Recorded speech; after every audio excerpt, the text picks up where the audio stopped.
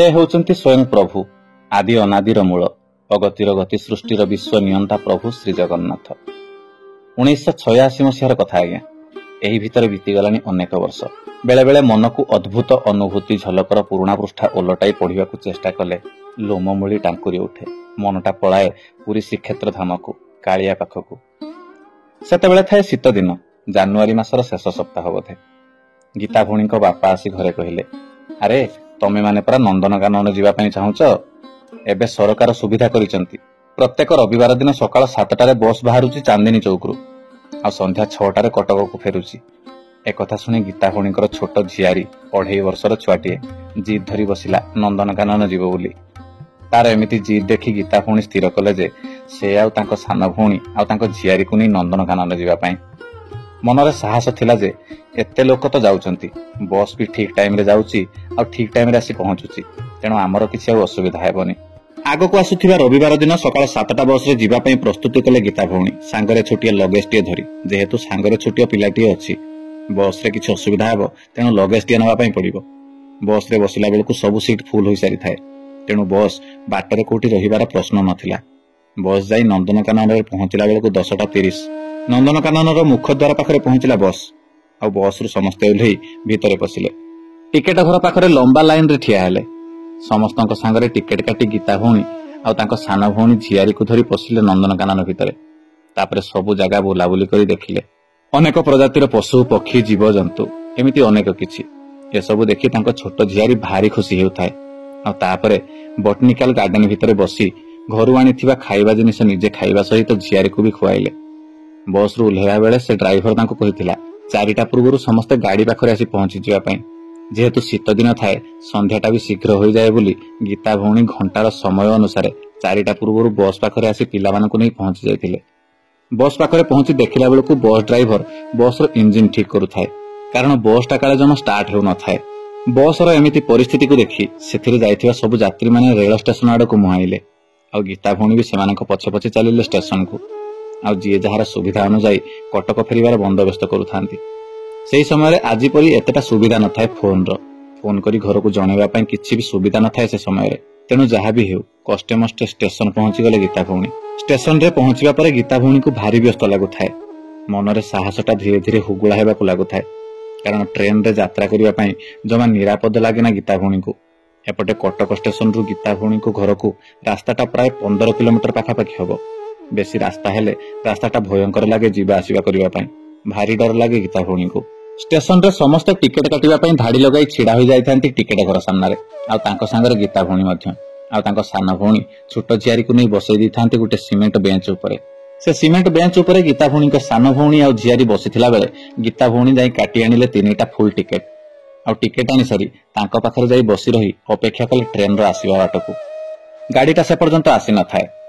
Barang station से platform उपरे सब लोक एपट सेपट होई चलाबुला करूथांती। आ गीता भौणी तांको सान भौणी आ झियारी को धरी से बेंच उपरे बसी रही सेही मानक भितरे खोजुथांती केही एक चिन्हा परिचित चेहरा को, कारण सेठारे समस्तक पई से थिले अचिन्हा आ तांको पई भी सब अचिन्हा। भरोसा करी काहा संगरे कथा हेबा पई साहस हेउ नथिला गीता भौणीकर। बापांकर कटक बदली होई थाए जमा 6-7 मास हेबो सेतेबेलकू। आ कटकर रास्ता घाटटा भी गीता भौणीक पई हेते परिचय न थाए सेतेबेले। डर पार्टी रे पशि जाउ थाए 33 कोटी देवादेवी ना। शेषरे हाथ टेकीदेले सी कोटी ओडिया मौड़मणि महाप्रभु जगन्नाथ ना धरी। मने मने कहूथांती गीता भौणी, कालिया तू ही भरोसा। मने मने मनर कथा कालिया को कहू कहू महाप्रभु को डाकू डाकू केतेबेले जे से मनर भाषा शब्द सबू बड़ जोर रे मुहरु प्रस्फुटित होई बाहर को बाहरी आसिलानी ध्यान न थाए गीता भौणीकर। अवश्य तांको कथा को केही लक्ष्य करि नथिले सेतेबेले। तापरे भी धैर्यर सहित सान भौणी आ छोट झियारी को नहीं बसी थांती सेमिति गीता भौणी। झियारीटा सेतेबेले बहुत छोट, मात्र 2.5 वर्षर। खाली कहि होउथाए, ना ना आमे केतेबेले जाई घरे पहुंचीबा। संध्या 6टारे ट्रेन थाए। रातिर अंधारटा भी प्राय माड़ी आसिलानी सेतेबेलकू। आ से समय रे बारंग स्टेशन रे एतेटा आलो भी न थाए। तथापि गीता भौणी को आखिटा घुरी बुलु थाए अर्धवृत्ताकार होई। मन कहूथाए केही जणे चिन्हा लोक देखा हुअंता कि साहस टिके आसंता। अजणा जागा अपरिचित लोकंक भितरे गीता भौणी संगरे सान भौणी आ झियारी। तथापि अखंड विश्वास थाए मनरे तांको प्रिय ठाकुर जगन्नाथंक उपरे। महाप्रभु जगन्नाथ आमको साहाय्य करिवे निश्चिंत, व्यस्त होबार आमको किछि नाही एमिति भाबी होतांती मने मने गीता भौणी। पांडव घरणी द्रौपदी परी हाथ दुई टेकी देइथिले महाप्रभु जगन्नाथ को गीता भौणी। कालिया तू ही भरोसा कही। ठीक सही समय एक अद्भुत घटनाटे घटिला। गीता भौणी स्टेशन मानचित्रटा बदली जाइथिला। सेतेबेले सीए जो सीमेंट बेंच उपर बसिथिले तांको भौणी और झियारी को नहीं सेई बेंच रु गुटिए बेंच को छाड़ी अन्य एक बेंच रे बसी थांती जने स्त्री लोक पुणी एकुटिया। गीता भौणी को आखिटा पड़ेला से स्त्री लोकंक उपरे। चिन्हा चिन्हा लागिला चेहराटा। मन को लागिला स्त्री लोकंकु मु कोठी देखिछि, कथावार्ता भी हेछि, आम घर को भी आसीचंती बोधे ये स्त्री लोक। अनेक मने पकेवा पई चेष्टा कला परे शेषरे मने पड़िला गीता भौणीकर। अरे हाँ तो ये आम बुलू भाई सांग समीर भाई स्त्री टिकी भाउज। गीता भौणी दौड़ी गले से स्त्री लोक पाखकू। आ से स्त्री लोक जनक माने टिकी भाउज ये दुई भौणी आ झियारी को देखि आश्चर्य होई पचारिले, कुआडे जाइथिलो, कोठु आसुच? गीता भौणी सब कथा खोली कहले से टिकी भाउजंकु। आ पचारिले, भाउज तुमे एठी एकुटिया कोन करूच? समीर भाई कहांती? सेठु टिकी भाउज कहवा आरंभ कले तांको असुविधा कथा। आमे स्कूटर रे नंदनकानन आसीथिलु। स्कूटरटा रास्तारे खराब हो गला। पाख ग्यारेज रे देइचु ठीक होवा पई। गाड़ी ग्यारेज वाला कहिला कि गाड़ी दकाडे गोटे पार्ट्स दरकार, कटकरू आनी देले से जाई सजाड़िबो। तेणु आमे दुई जण गाड़ी को ग्यारेज रे रखि देई आसीचु आ ट्रेन रे जीवु बोली मनस्थ करिचु। काली कटकरू तुम भाई सकाळे ग्यारेज वाला को आसी पार्ट्स देले से जाई गाड़ी सजाड़िबो। एमिति कथा हेउ हेउ सेठारे आसी पहुंचिले समीर भाई। भाउजंक पाखरे एमाने दुई भौणी आ सान झियारी को देखि आश्चर्य होई पचारिले, अरे तुमे दुई जण आ सांगरे छुआ कटक आसीबार एई अल्प दिन रे भारी स्मार्ट होई गलनी त। हौ एठी बस, गाड़ी आसु सांगरे जिबा। गीता भौणीकर मनरे बढ़िला साहस समीर भाई पाखरु एमिति कथा सुनी। कारण समीर भाई घर होची बांक बजार आ गीता भौणी घर फिरिंगी बजार।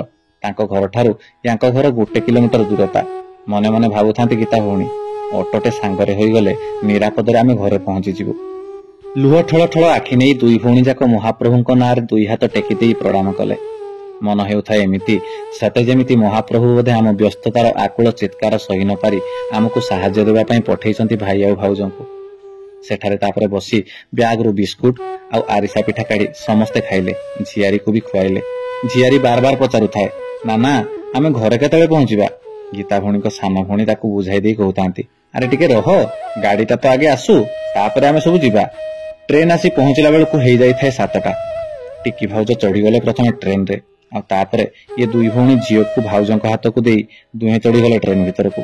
घरे जाई पहुंचबार चिंता और व्यस्तताटा गीता भौणीक मनरु दूरेई होई जाई थाए।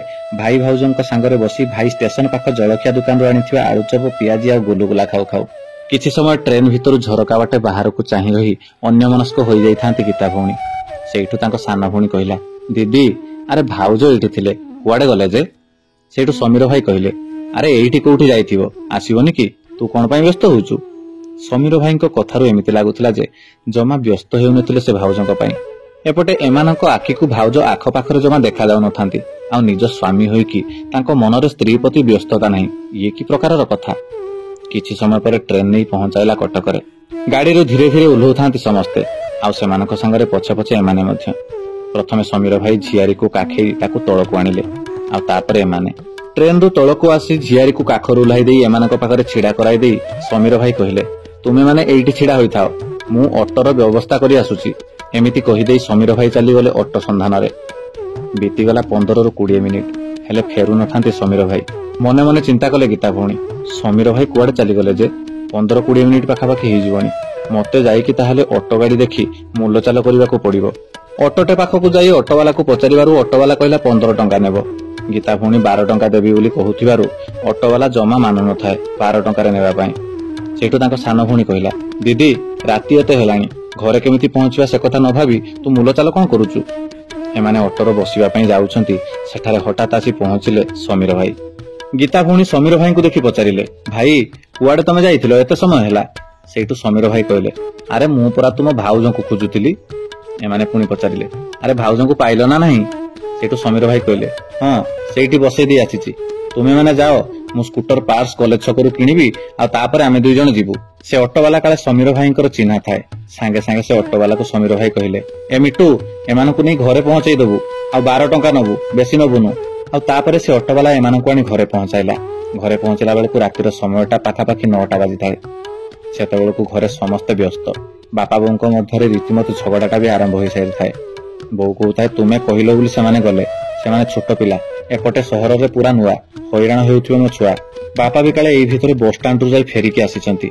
से साहिरु जाइथिबा सबु लोक मध्य केही फेरी नाहांती, तेणु व्यस्तताटा बढ़ी जिबाटा स्वाभाविक।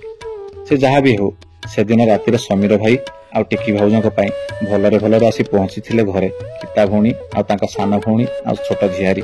एही घटनार 4-5 दिन पर बड़ बापा पुओ बुलू भाई घर को आसिले, कारण भुवनेश्वर से रहुथिले। घरे गीता भौणी बोऊ बुलू भाई को पाखरे बसाई तांको पाखरे सबु कथा कहिले से दिन रातिर। तांको पाखरु बुलू भाई एकथा शुणी कहिबाको लागिले, समीर भल पिला, एमिति कोन कला, सबु कला, हेले ऑटोरे बसै दी पळै गला केमिति? से तो सेमितिका जमा पिला नुह, किछि असुविधा होइथिबो बोधे। रह मु पचारि बुझुची। एमिति कहि लैंड फोन रे कॉल लगाइले समीर भाई को बुलू भाई। सेपटरू समीर भाई कहिबाको लागिले, अरे तू कोन सब कहूचु बुलू? गत रविवार दिन मु नंदनकानन केतेबेले गली? मु तो घरे बुलुथिली। मो स्कूटर 15 दिन हला खराब होई ग्यारेज रे पड़िछि, तेणु मु दिन सारा घरे। एक कथा सुनी समस्तंको आश्चर्य लागिला। गीता भौणी भाबुथांती, ए की प्रकारर घटना, केमिति घटिला? आम आखि कोन हमकु धोका देला? मु एका देखि थांती अलगा, मो सांगरे सान झियो भी थिला, सीए भी देखिछि। जनकर आखि धोका खाइ जिबा ठीक, किंतु दुई जनक आखि, जनकर जोड़िए आखि धोका खाइ जिबा ठीक, किंतु हम दुई जनकर 4-4टा आखि एका सांगरे केमिति धोका खाइ पारे? प्रकृत घटनाटा कोन जानिबा पई गीता भौणी आ तांको सान भौणी एमिति बुलिबा बाहानारे गले समीर भाई घर को दिने।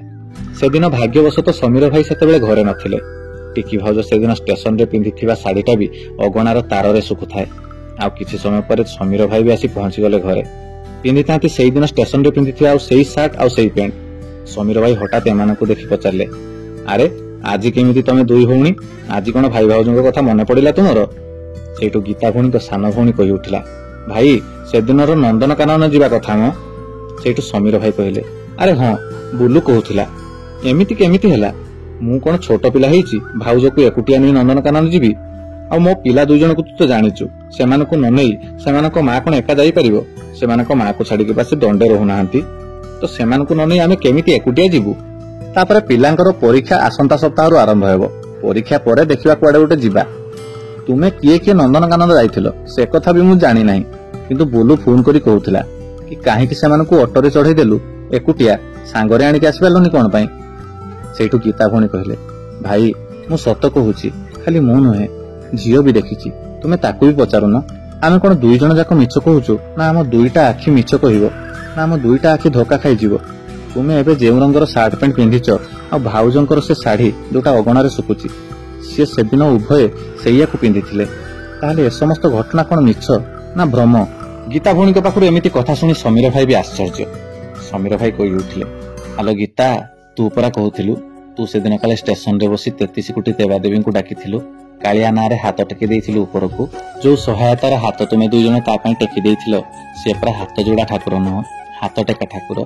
तुमर व्यस्ततार आकुल चित्कार से केमिति बा सही थांता।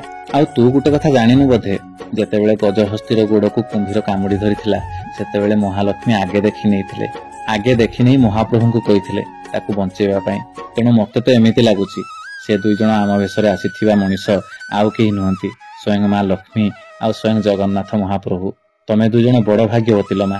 जा हेउ महाप्रभुंकर आ मां लक्ष्मींकर परसत टिके पाइच, तांको संगरे बसी खाइच। देखिलु तो केबे हेले से दुखीर दुख को अणदेखा करे नाही। चिंता को हरि निए, दुख को दूरेई दिए बोली चिंतामणि दुखहारी नाम बहिछि। समीर भाई तांको एमिति कथा कहउथिला बेले दुई भौणी को आखिरु झरी चलीथिला असरंती लुह। से लुह आनंदर लुह। महाप्रभु श्री जगन्नाथंकर दर्शन केमिति केतेबेले जे मिले सेथिपई बोधे निर्दिष्ट समय खंजी थांती स्वयं सृष्टिकर्ता। से ही विभु कृपा, से ही महाबाहु।